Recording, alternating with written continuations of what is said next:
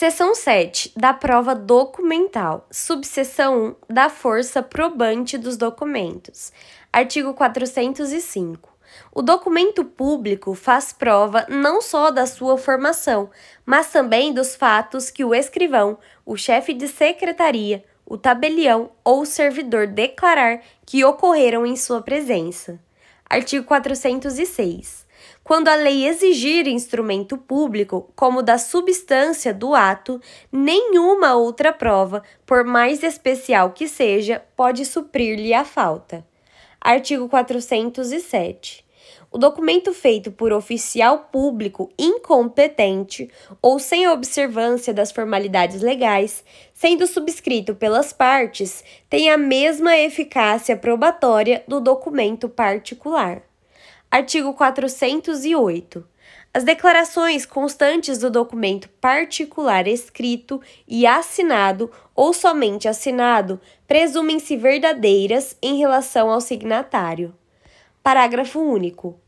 Quando, todavia, contiver declaração de ciência de determinado fato, o documento particular prova a ciência, mas não o fato em si, incumbindo o ônus de prová-lo ao interessado em sua veracidade. Artigo 409. A data do documento particular, quando a seu respeito surgir dúvida ou impugnação entre os litigantes, provar-se-á por todos os meios de direito. Parágrafo único. Em relação a terceiros, considerar-se-á datado o documento particular 1. No dia em que foi registrado. 2. Desde a morte de algum dos signatários. 3. A partir da impossibilidade física que sobreveio a qualquer dos signatários. 4. Da sua apresentação em repartição pública ou em juízo. 5. Do ato ou do fato que estabeleça, de modo certo, a anterioridade da formação do documento. Artigo 410. Considera-se autor do documento particular 1. Aquele que o fez e o assinou. 2. Aquele por conta de quem ele foi feito, estando assinado. 3. Aquele que, mandando compô-lo, não o firmou porque, conforme a experiência comum, não se costuma assinar, como livros empresariais e assentos domésticos. Artigo 411. Considera-se autêntico o documento quando 1. O tabelião reconhecer a firma do signatário. 2. A autoria estiver identificada por qualquer outro meio legal de certificação, inclusive eletrônico, nos termos da lei. 3. Não houver impugnação da parte contra quem foi produzido o documento. Artigo 412. O documento particular, de cuja autenticidade não se duvida, prova que o seu autor fez a declaração que lhe é atribuída. Parágrafo único. O documento particular admitido expressa ou tacitamente é indivisível, sendo vedado à parte que pretende utilizar-se dele, aceitar os fatos que lhe são favoráveis e recusar os que são contraídos ao seu interesse, salvo se provar que estes não ocorreram. Artigo 413. O telegrama, o radiograma ou qualquer outro meio de transmissão tem a mesma força probatória do documento particular se o original, constante da estação expedidora, tiver sido assinado pelo remetente. Parágrafo único. A firma do remetente poderá ser reconhecida pelo tabelião, declarando-se essa circunstância no original depositado na estação expedidora. Artigo 414. O telegrama ou o radiograma presume-se conforme com o original, provando as datas de sua expedição e de seu recebimento pelo destinatário. Artigo 415. As cartas e os registros domésticos provam contra quem os escreveu quando 1. Enunciam o recebimento de um crédito. 2. Contém anotação que visa suprir a falta de título em favor de quem é apontado como credor. 3. Expressam conhecimento de fatos para os quais não se exija determinada prova. Artigo 416. A nota escrita pelo credor em qualquer parte do documento representa ativo de obrigação, ainda que não assinada, faz prova em benefício do devedor. Parágrafo único. Aplica-se essa regra tanto para o documento que o credor conservar em seu poder, quanto para aquele que se achar em poder do devedor ou de terceiro. Artigo 417.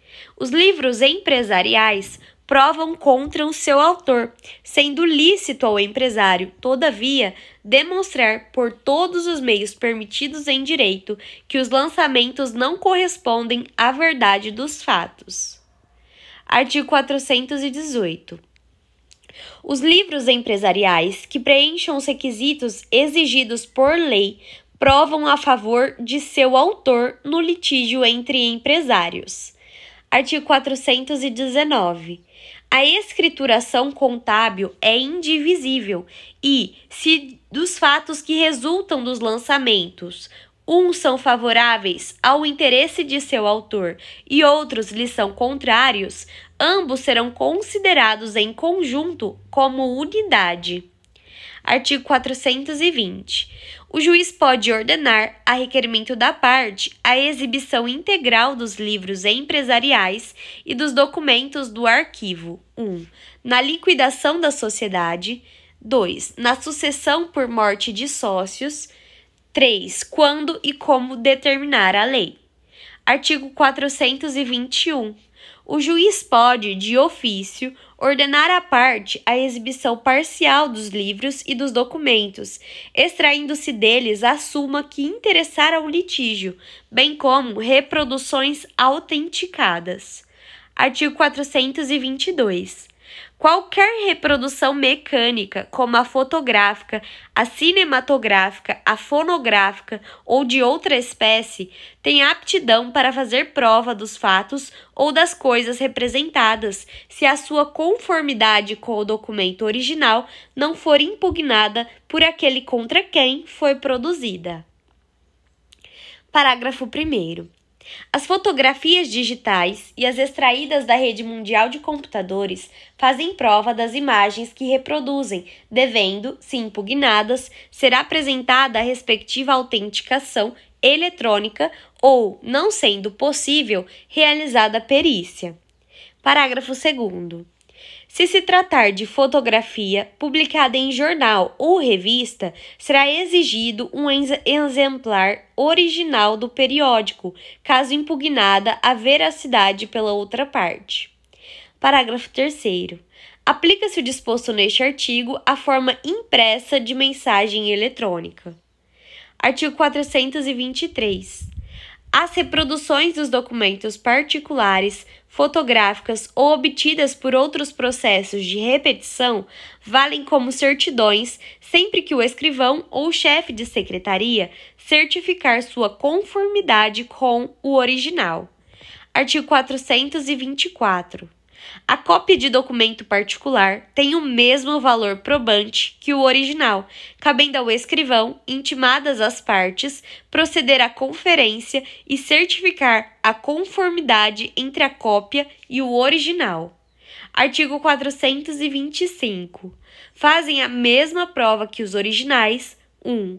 As certidões textuais de qualquer peça dos autos, do protocolo das audiências ou de outro livro a cargo do escrivão ou do chefe de secretaria, se extraídas por ele ou sob sua vigilância, e por ele subscritas. 2. Os traslados e as certidões extraídas por oficial público de instrumentos ou documentos lançados em suas notas. 3.